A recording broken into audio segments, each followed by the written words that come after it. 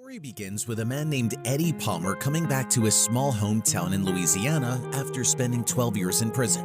When he arrives, his grandmother Vivian welcomes him warmly with a big hug. She is truly happy to see him home again. Good Lord, look at you. Well, get on in here. How you been, Grandma? Well, I'm living. I thought you'd come in earlier. Bus is late. I would have picked you up in town, only they won't let me drive no more. I straightened up your room. Shortly after, Eddie goes into his old bedroom. It looks exactly the same as he remembers. When he looks out the window, he sees his neighbors, a woman named Shelley and her young son Sam. Right away, it is clear they are struggling. Vivian tells Eddie that if it wasn't for Sam, she would have kicked Shelley and her boyfriend out of the trailer park a long time ago because of their bad behavior. While eating dinner, Vivian gently advises Eddie to find a job and start rebuilding his life. Vivian knows that second chances don't come easy in a small town. She warns him that feeling sorry for himself will only make things worse. Eddie listens and decides he must meet the conditions of his parole. The next day, he starts searching for work, but it quickly becomes clear that getting a job with a criminal record is very difficult. I'll tell you what. I'll give you a call if something opens up. Try to help you out. Thank you. Yep.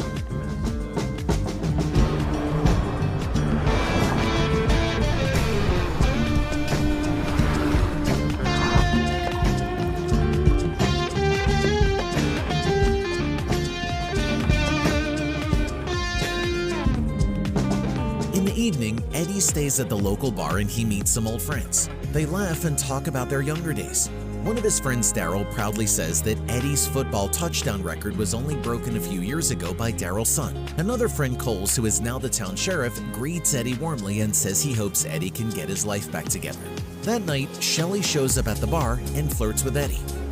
I want my nails done and my ass waxed. What do you think I want? Huh? Get me a gin and coke.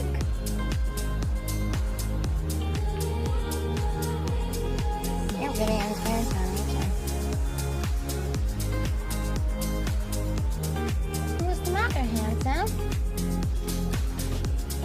We don't talk.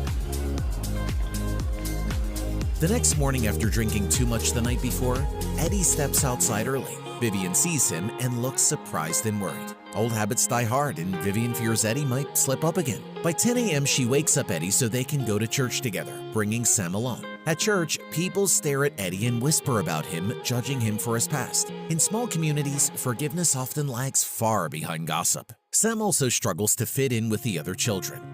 Must be strange being back here. I'm kidding. Well, not much has changed. Still all about church and football. Amen. They did open a new coffee shop, though. Eddie, Chief? heard you got out early. Yes, sir. Well, you make sure to keep yourself in check. I would hate to have to put you back inside. After the service, as Vivian and Eddie talk politely with familiar faces, Daryl notices that Sam behaves differently from other boys his age. He acts more like a girl. What's going on? Hey, same shit for Sunday. Life. There's something seriously wrong with that kid.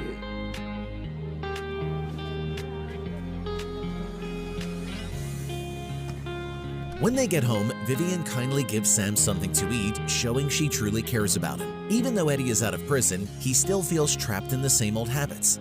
The next morning, Vivian gives him a shopping list and some money, but Eddie feels ashamed taking it from her. As Eddie heads out, he sees Shelley driving away with her boyfriend. At the grocery store, he notices a "Help Wanted" sign, but when he asks about it, he learns the job has already been filled. Eddie believes they just don't want to hire someone with a criminal record. I filled that position this morning. Hey, Eddie, how you been? Okay, so we got to take the sign down, that's all. Good to see you. You too. Sorry. I thought that they were still hiring. Back at home, Eddie finds Sam brushing Vivian's hair while she rests on the couch. Vivian tells Eddie that Sam will be staying with them for a while because Shelley has taken off again. Eddie notices that Sam loves playing with dolls and tells him that dolls are not for boys. But Sam stands his ground and says he likes what he likes. Sam's quiet bravery makes an impression, even on Eddie. During dinner, Vivian asks Eddie if he has found a job yet. Eddie grows frustrated with the constant reminders. The situation becomes tense and Vivian accuses him of stealing money. You hush now. When you gonna give me the rest of the change from the mart? I gave it to you. Now I'm short. Short. I didn't get all my change.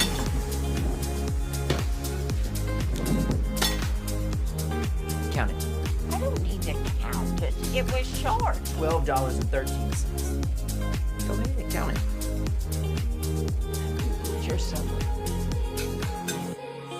Feeling angry and desperate to prove himself, Eddie sees a notice for a janitor position at a local school and decides to apply.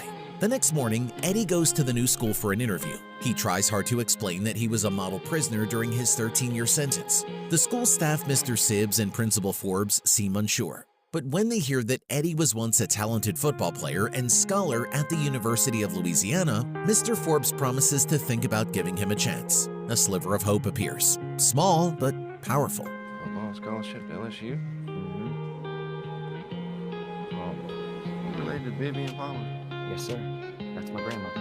Oh, well, she's a respectable member of our congregation. Yes, sir. I attended with her last Sunday. Beautiful sermon. I'll tell you what. I'm a big fan of second chances. So, let me run all this by the school board and see if I can pull some strings and make something happen. Thank you. That night during dinner, Sam tells Vivian that she was wrong to accuse Eddie of stealing. Not long after, Eddie gets a phone call. He is hired as the school janitor. It's a small success, but it feels huge to Eddie. Sam attends the same school where Eddie now works. Sam finds it easier to make friends with girls than boys. His teacher, Maggie Hayes, cares for him and looks out for him. Some people in the community suggest Vivian should call Child Protective Services to send Sam to foster care. But Vivian is upset by the idea. To her, family is built on love, not blood. It's just shameful the way his mama carries on. I can't believe the state hasn't taken him away already. Oh, he ain't no trouble, Doc. Now shush. I'm telling you, you can't keep that boy. Some people just have too much to say. Who has too much to say? Stop listening to our adult conversations, Sam. But, Miss Vivian, I'm right here. Don't mean you have to listen. One morning, Eddie catches Sam watching Fairy Princess cartoons and playing with dolls. Sam explains that Vivian is still asleep. Eddie senses something is wrong. When he checks, he finds that Vivian has passed away peacefully in her sleep. Vivian's funeral takes place soon after. Many people from the town come to mourn her. For Eddie and Sam, her death leaves a huge emptiness. At work, Eddie's boss tells him to take the next day off to grieve. At home, Sam sits quietly, going through Vivian's makeup bag, missing her deeply. Eddie, feeling overwhelmed, goes to the bar that night to drink. Coming home late, Eddie finds Sam asleep on the couch. The next morning, Eddie wakes him and tells him to pack his things. Confused and scared, Sam follows Eddie to the police station. Eddie explains to his friend Coles that Shelley has been missing for 2 weeks and cannot be reached. How long she been gone this time? About 2 weeks. Vivian had him this whole time. Of course she did. I swear this woman.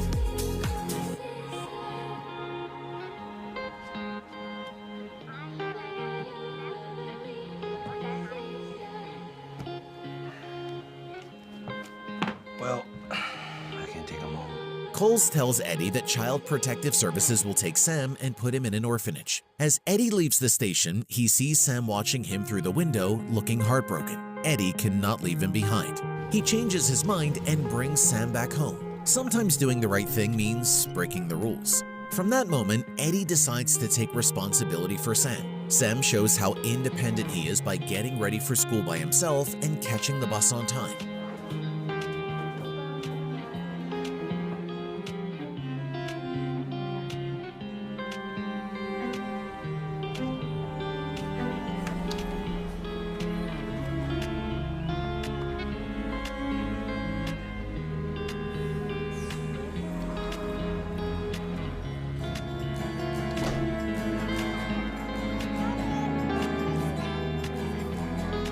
One afternoon, Maggie comes to check on Sam's living conditions. Eddie feels nervous but tries not to show it. Maggie is kind and leaves her phone number in case Eddie needs help. That evening, Eddie keeps calling Sam's mother Shelley, but she still doesn't answer. Even though Eddie never planned to be a guardian, he feels a strong sense of duty towards Sam. Sam never lets go of his dolls. One evening, he asks Eddie when his mom will return. Eddie sadly admits he doesn't know. Do you know when my mom's coming back?